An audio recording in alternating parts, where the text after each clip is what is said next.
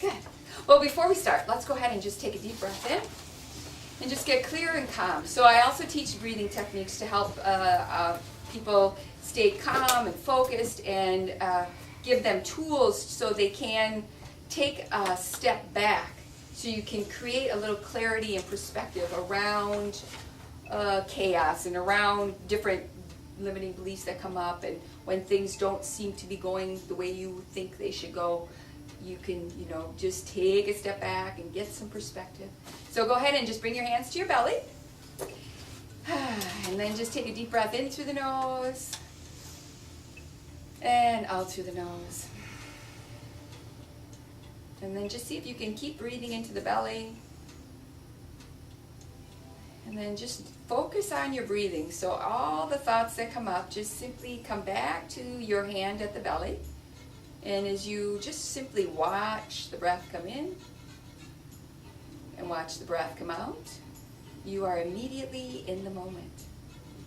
So anytime you feel yourself getting stressed or strained, just take a hand to your belly and take 3 deep breaths before you pick up the phone, before you answer the person in front of you if there's chaos, before you step into the drama.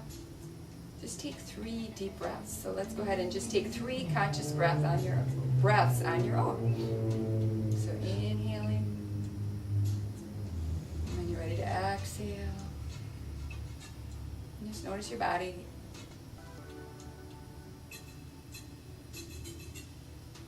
And then just set your intention for your mind to be open to some new possibilities.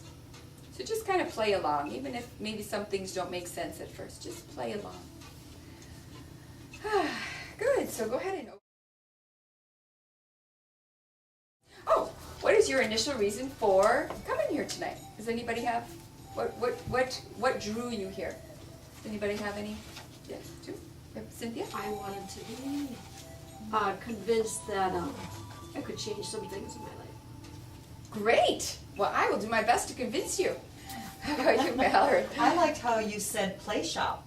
Oh, yes, because we don't want to work. We work all day. So, and keep that in mind. Speak up, be playful. We're going to do some other exercises that will help you just keep it light. Because now that I have a 2-year-old, I'm much better at having fun. But having fun is an art. We get so serious, and we forget how to play, and we forget, that we can just stop and stand and let the snow fall down on us and enjoy a beautiful snowstorm, or this, just sit. I know for myself, I thank goodness I have a 2-year-old now, because my 13-year-old we have fun doing other things, but our 2-year-old, you get to blow bubbles again and look for worms and splash in the puddles, and nobody cares, because hey, I got a 2-year-old here. He's the one doing all that crazy stuff. If you can give yourself permission to just have a little more freedom, to be a little more playful, it really does go a long way. Anybody else? You are finally committed right now to make a change in your life. Because obviously you're here. You're going to spend 2 hours with Sarah, and, I'll try to make it fun, but you are going to have to go home and actually do this. For me, when I asked myself this question, I was finally committed to making some changes in my life, because when I looked around at what I was living, it wasn't so pretty. So I was finally ready to change, because what I was doing was obviously not working. And so I was ready to do whatever it took. If you look around at your life and you're not really satisfied with what's going on, it really is only you. You are the only one in charge. So you have to take complete accountability. I took complete accountability because I created it, but I also knew if I created it all, then I could also change it all. So that's a huge step to know that you are in power.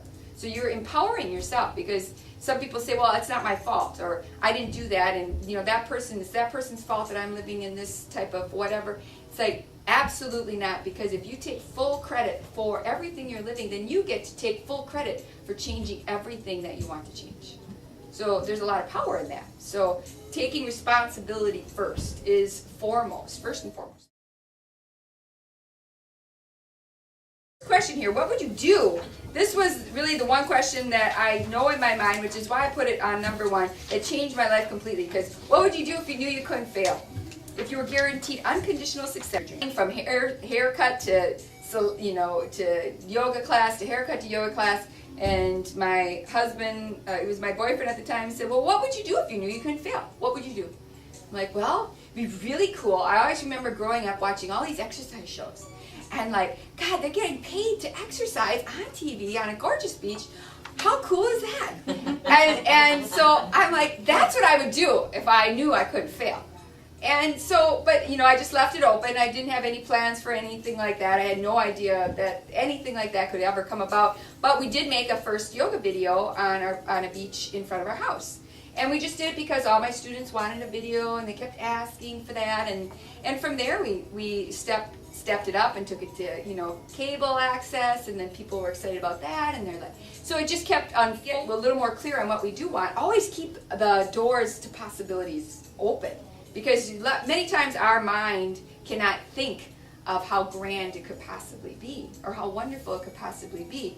But if we get so focused on this is what I want, this is what I want, this is what I want, you don't open up. You don't open up to something even better or something more that suits you better. I always say whatever is best for all concerned. So it's not just me. It's my family and my husband and the people around me. How may I serve? And that's always my